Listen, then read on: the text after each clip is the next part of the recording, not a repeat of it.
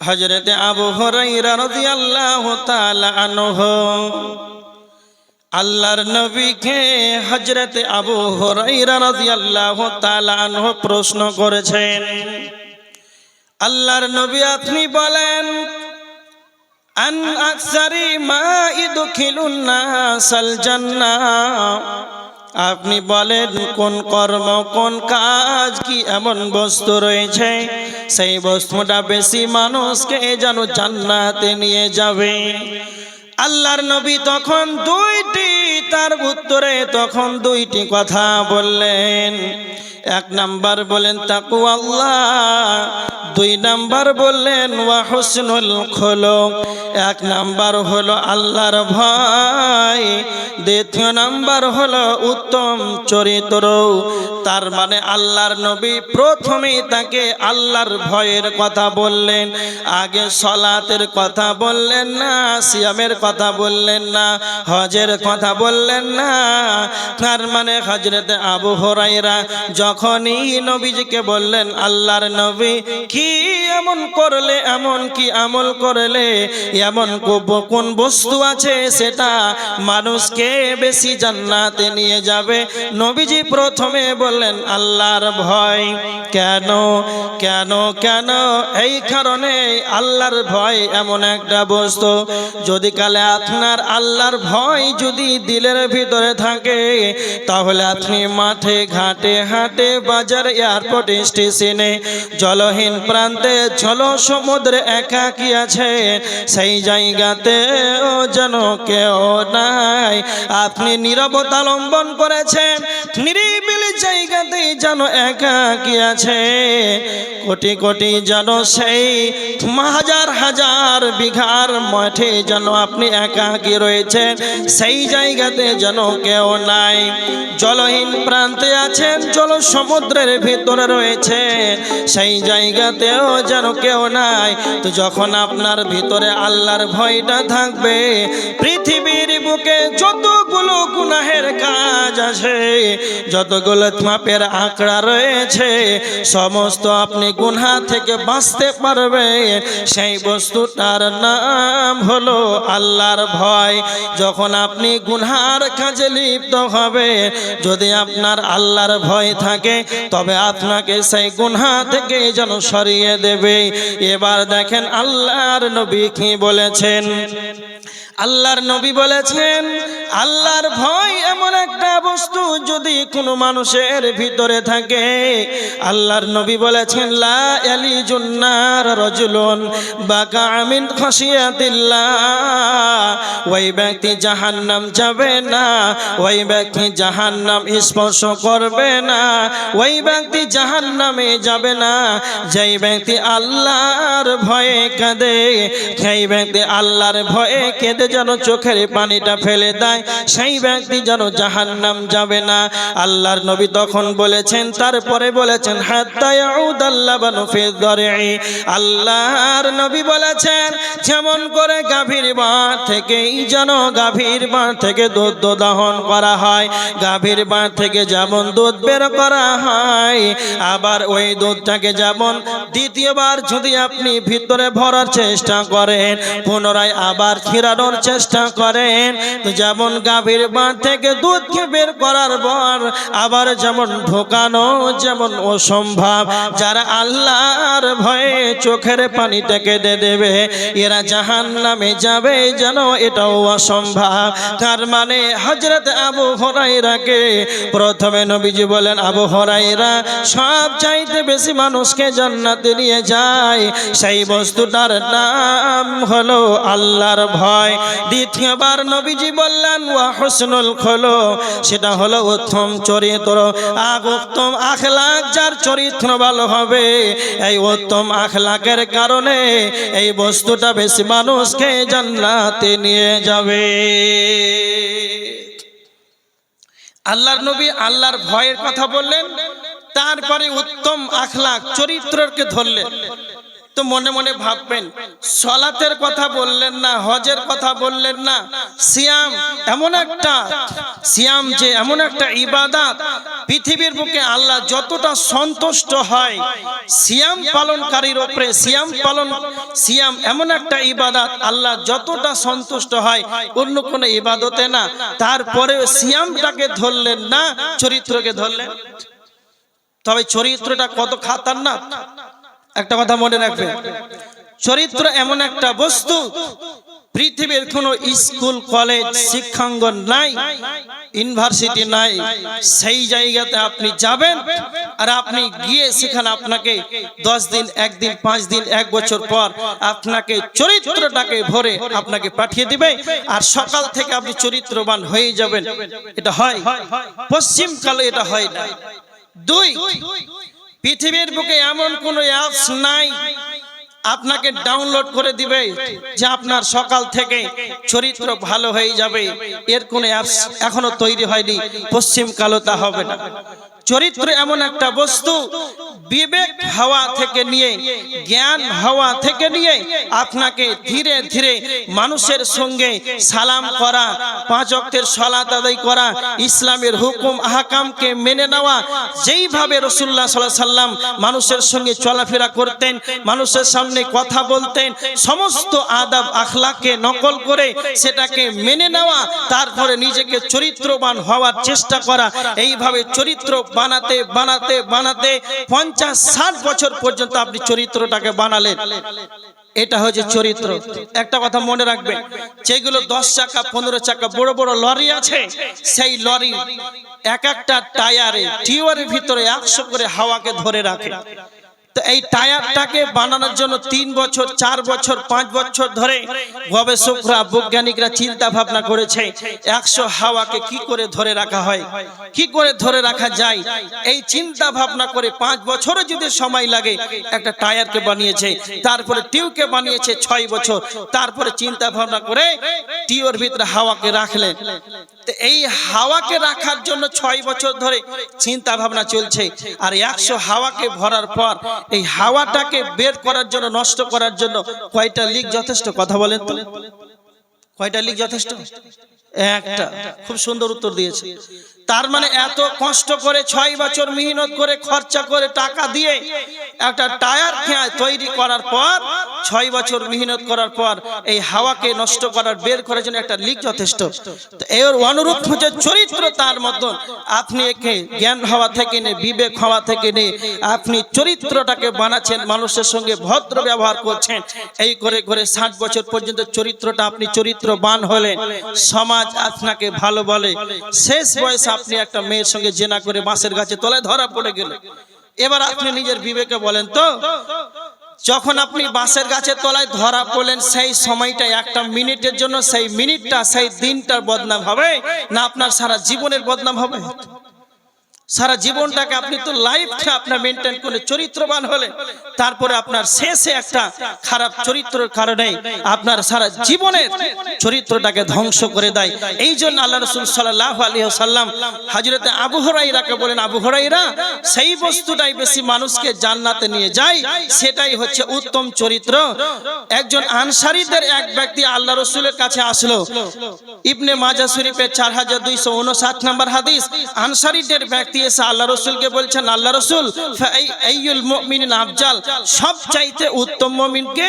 আল্লাহ রাসূল বলছেন, ওয়া হুসনুল খুলুক, উত্তম চরিত্র। যার চরিত্র ভালো, যার আখলাক ভালো, সেই ব্যক্তি সবচেয়ে উত্তম মুমিন। কেন বললেন? কেন বললেন? কত মানুষ আছে তাহাজ্জুদের সালাত আদায় করে, 5 ওয়াক্তের সালাত আদায় করে, আর ওর চরিত্রের কারণে ওর পরিবার বাড়িতে টিকতে পারে না। চরিত্রের কারণে মসজিদের মুসাল্লি দেখে যে বাবু এসে কি আসে। চরিত্রের কারণে গোটা গ্রামবাসী হয়রান আছে। চরিত্রের কারণে চায়ের দোকানে মানুষ বসে না। তো এইভাবে যদি আপনি ইবাদত করেন আর চরিত্র যদি আপনার খারাপ থাকে, আপনার দ্বারাতে পাড়া প্রতিবেশী যদি কষ্ট পায়, মসজিদের মুসাল্লি যদি কষ্ট পায়, তাহলে আপনার এই সালাত দিয়ে আবার কি হবে? এই জন্য আল্লাহ রাসূল সাল্লাল্লাহু আলাইহি ওয়াসাল্লাম চরিত্রটা আগে ধরলেন, যে চরিত্র ভালো করো, সবচাইতে উত্তম মুমিনকে? না তো যার চরিত্র ভালো। তারপরে হযরত আবু হুরায়রা রাদিয়াল্লাহু তাআলা আনহু আল্লাহ নবীকে বললেন আন আকথারি মা ইদখিলুন নাসান নার। আল্লাহর নবী আপনি বলেন কোন বস্তুটা বেশি বেশি কি মানুষকে জাহান্নামে নিয়ে যাবে? আল্লাহর নবী আবার দুইটা কথা বললেন। এক নাম্বার হলো আল ফাহম ওয়াল ফার, এক নাম্বার হলো মুখমণ্ডল জিহ্বা মুখমণ্ডল, দুই নাম্বার হলো লজ্জা স্থান। এই মুখমণ্ডলের কারণে জিহ্বার কারণে আর লজ্জা স্থানের কারণে যেন বেশি মানুষ জাহান্নামে চলে যাবে। আমার দিকে লক্ষ্য করেন, আল্লাহ সুবহানাহু ওয়া তাআলা এই মুখমণ্ডল দিয়েছেন, জিহ্বা দিয়েছেন। আল্লাহ আমাদেরকে যাদেরকে যেন কথা বলার ক্ষমতা দিয়েছেন, এই জবানকে যেন অপ্রয়োজনীয় অশ্লীল ভাষা ব্যবহার করবেন না, অহেতুক কথা বলবেন না, অপ্রয়োজনীয় যেন কথা বলবেন না। কেন কেন কেন? আল্লাহ সুবহানাহু ওয়া তাআলা সূরা কফের 17-18 নম্বর আয়াতের ভিতর আল্লাহ বলেছেন ইয ইয়াতালাক্কাল মুতালাক্কিয়ানি আনিল ইয়ামিনি ওয়া আনিশ শিমালি কাঈদ মা ইয়ালফিযু মিন কাওলিন ইল্লা লাদাইহি রাকীবুন আতীদ। আল্লাহ সুবহানাহু ওয়া তাআলা প্রত্যেকটা মানুষের ডানে বামে দুইজন ফেরেশতা নিয়োজিত রেখেছেন। মা ইয়ালফিযু মিন কাওলিন ইল্লা লাদাইহি রাকীবুন আতীদ। আপনি যা মুখ থেকে উচ্চারণ করবেন, মুখ থেকে আপনি যা কথা বের করবেন, প্রত্যেকটা কথাকে লেখার জন্য দুইজন ফেরেশতা যেন আল্লাহ নিয়োজিত রেখেছেন। প্রত্যেকটা কথার কিয়ামতের ময়দানে জবাব দিতে হবে।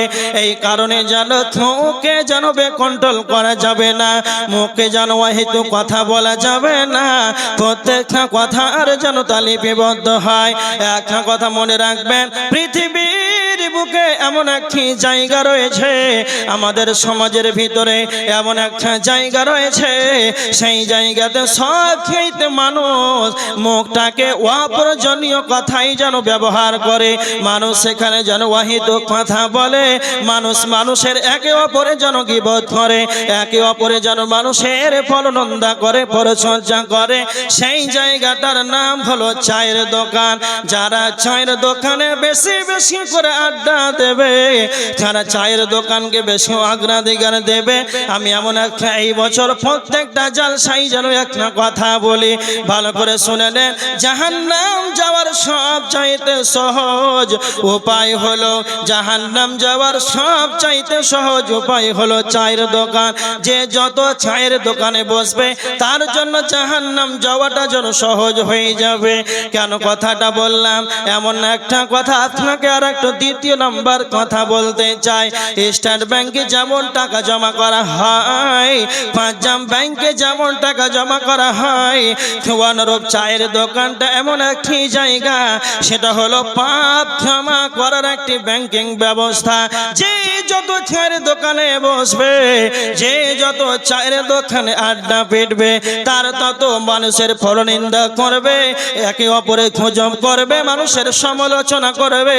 এর যতটা খারাপ পাপ হবে, এই খারাপ পাপ জমা হতে হতে হতে আপনি এবার দেখেন, সকালে ফজরের সালাত আদায় করলেন, বাড়ি গেলেন না, চায়ের দোকানে সরাসরি বসে গেলেন, 6টার সময় এক কাপ চা খেলেন, বাড়ি গেলে যেন সকাল 9টার সময় এক কাপ চাওয়ার খাওয়ার জন্য 3 ঘন্টা মানুষের গীবত করলেন। এই রকম ভাবে যদি আপনি মাসে 33 কত হয়, এইভাবে যদি আপনি মাসে বছরে আপনার জীবনটাকে যদি চায়ের দোকানে অতিবাহিত করে দেন, তাহলে আপনার কতটা যেন পাপ জমা হবে। এই জন্য আপনাদেরকে একটা কথা বলতে চাই, চায়ের দোকানে প্রয়োজন আছে, প্রয়োজন সেরে তাড়াতাড়ি করে বাড়ি চলে যান, সেখানে অপ্রয়োজনীয় কথা বলা যাবে না। কেন কেন কেন? আল্লাহর নবী বলেছেন মান কানা ইউমিনু বিল্লাহি ওয়াল ইয়াউমিল আখির, যদি তোমাদের আল্লাহর প্রতি ভয় থাকে, তোমাদের যদি আল্লাহর প্রতি বিশ্বাস থাকে, আখিরাতের প্রতি যদি ঈমান থাকে, আল্লাহর নবী বলেছেন ফালিয়াকুল খায়রান, তবে তোমরা ভালো ভালো ভালো কথা বলো, নচেত তোমাদের প্রয়োজন নাই, তোমাদের কথা বলার দরকার নাই। সেখানে আউলিয়া ইসমত, তোমরা যেন সেখানেও চুপ থেকে যাও, অপ্রয়োজনীয় ভাষা ব্যবহার করা যাবে না। কেননা আল্লাহর নবীকে যখন হযরত আবু হুরায়রা প্রশ্ন করলেন, আল্লাহর নবী এমন কোন বস্তু রয়েছে সেই বস্তুটা বেশি মানুষকে জাহান্নামে নিয়ে যায়, তার মানে নবীজি প্রথমে তুলে ধরলেন সেটাই হলো মুখ। মুখ যদি বেকন্ট্রোল হয়ে যায়, জবান যদি বেকন্ট্রোল হয়ে যায়, তাহলে এই কারণে বেশি মানুষ জাহান্নামে চলে যাবে।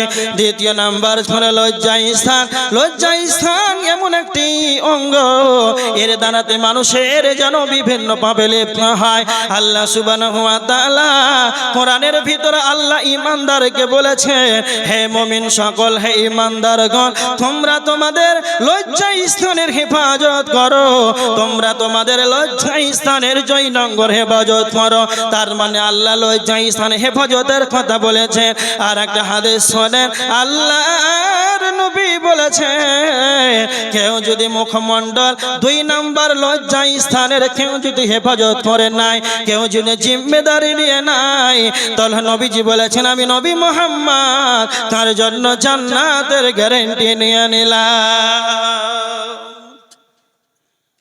কত বড় কথা বলেছে, শুনতে আপনাকে যত ছোটই লাগুক, কথাটা কত ওজন আছে, কতটা চিন্তা ভাবনা করার দরকার আছে, একবার ভাবেন তো।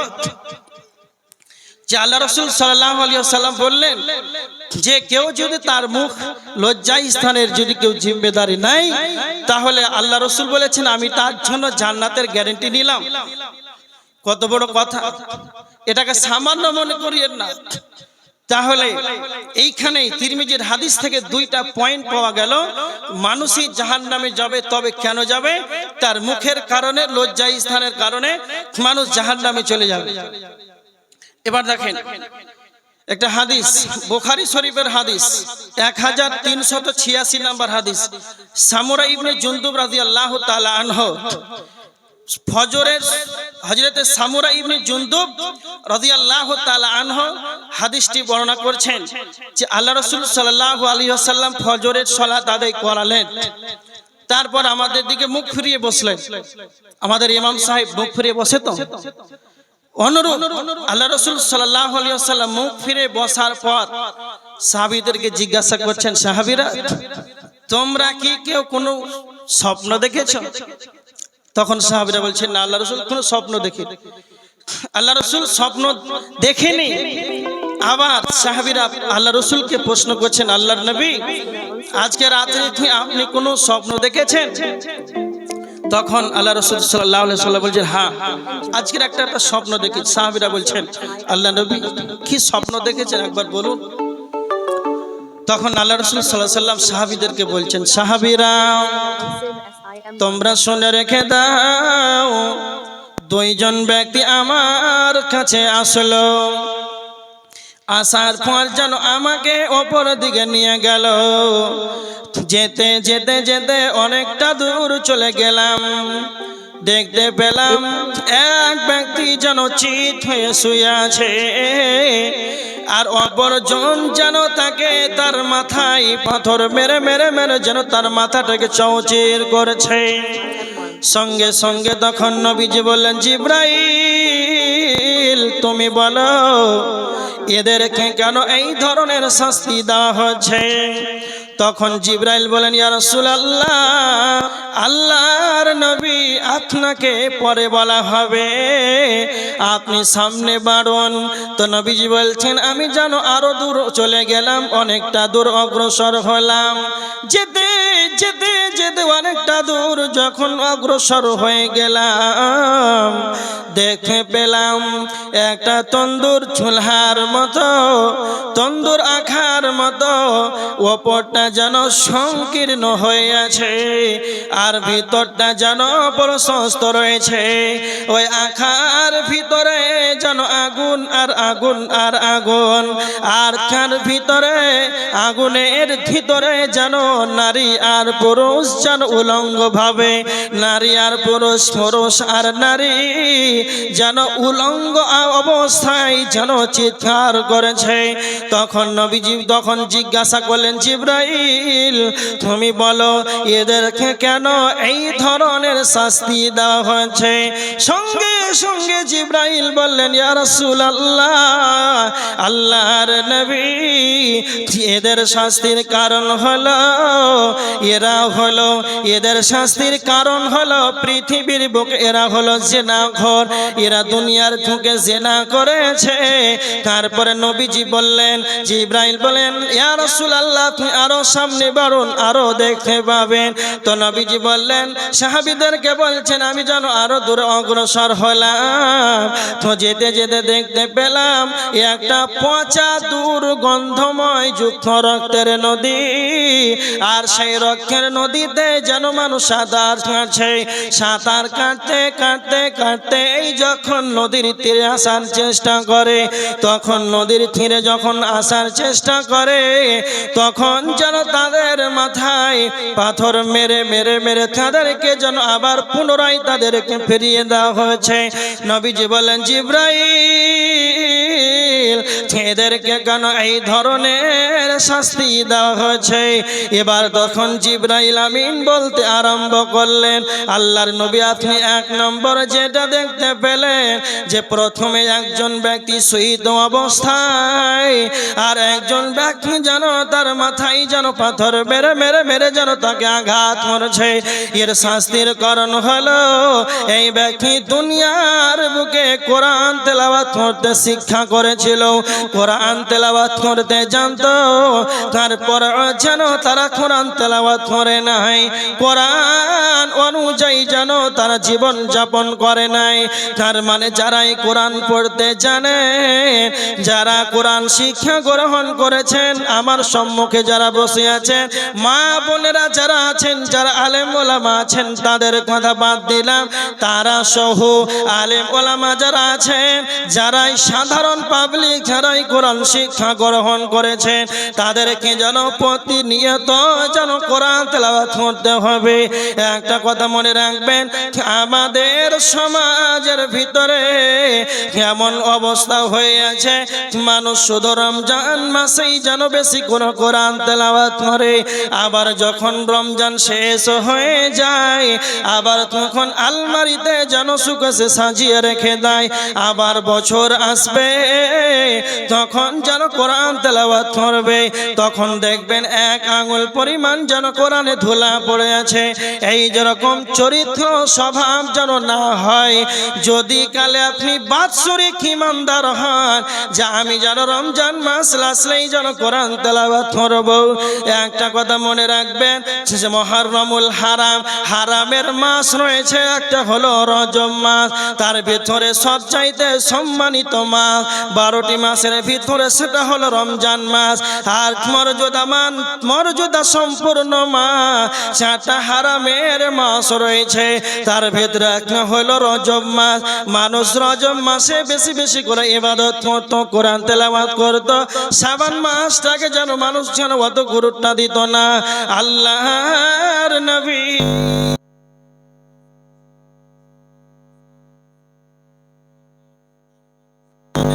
কতটা ফজিলত রয়েছে, আমরা মনে মনে ভাবি রজব গেল তার মানে মুহররম গেল, যতগুলো মাস ছিল সব গেল, রমজান আসবে তো বেশি করে ইবাদত করব। একটা কথা মনে রাখবেন, এইভাবে যখন মানুষ শাবানকে গুরুত্ব দিত না, আল্লাহর নবী শাবান মাসটাকে বেশি বেশি করে গুরুত্ব দিতেন, শাবান মাসটাকে বেশি বেশি গণনা করতেন।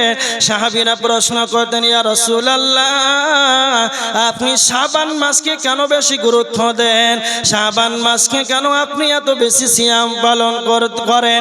তখন আল্লাহর নবী বলেছিলেন রজব আর রমজান, রজব আর রমজান, রজব আর রমজানের মধ্যবর্তী একটি মাস আছে, সেই মাসটির নাম হলো শাবান মাস। মানুষ শাবানকে যেন ইবাদতে যেন গাফেল থাকে, মানুষ মনে মনে ভাবে যে রমজান আসবেই তো যেন আমি রমজানে বেশি ইবাদত করব। এই কারণে বিশ্ব নবী নবী মুহাম্মদুর রাসূলুল্লাহ সাল্লাল্লাহু আলাইহি ওয়াসাল্লাম শাবান মাসটাকে যেন বেশি বেশি করে গুরুত্ব দিতেন। এবার আপনাকে আমি কেন এতটি কথা বললাম, শুধুমাত্রই যারা শুধু রমজান মাস আসবে তো ইবাদত বেশি বেশি করে করব, কিয়ামুল লাইল করব, তারাবির আদায় করব, কোরআন তেলাওয়াত করব, জি করতেই হবে, কিন্তু সর্বদা কোরআনকে জারি রাখতে হবে, কোরআন পড়তে হবে। নচেত কোরআন শিক্ষা গ্রহণ করেছেন, কোরআন পড়তে জানেন, আর কোরআন শিক্ষা গ্রহণ করার পর যদি কোরআনটাকে তেলাওয়াত না করেন তাহলে এইভাবে এই যেন শাস্তির সম্মুখীন হতে হবে। এইভাবেই শাস্তির সম্মুখীন হতে হবে যে যারা কোরআন শিক্ষা গ্রহণ করেছে আর কোরআন সকালে ফজরের সালাত আদায় করলে চলে গেল চায়ের দোকান, মাগরিবের সালাত আদায় করলে চলে গেল চায়ের দোকান, এইভাবে সময়গুলোকে চায়ের দোকানে নষ্ট করে আজকে কোরআনটাকে তেলাওয়াত করছে না। তার মানে যারা কোরআন পড়তে জানেন তাদেরকে আমি বলে যাই সর্বদা যখনই আপনি অবসর সময় পাবেন তখনই কোরআন তেলাওয়াত করবেন। যারা মা বোনেরা আছেন, যারা শিক্ষা গ্রহণ করেছেন, মা বোনেরা কোরআন তেলাওয়াত করবেন, অনেকেই করে, সবাই এটা মনে রাখতে হবে প্রত্যেকটা মাস রমজান মাস বলে নয়, যতদিন আপনি আল্লাহর শ্বাস রেখেছেন, হায়াত রেখেছেন, ততদিন আপনাকে জ্ঞান থাকাকালীন অবসর সময় পাবেন কোরআন তেলাওয়াত করবেন।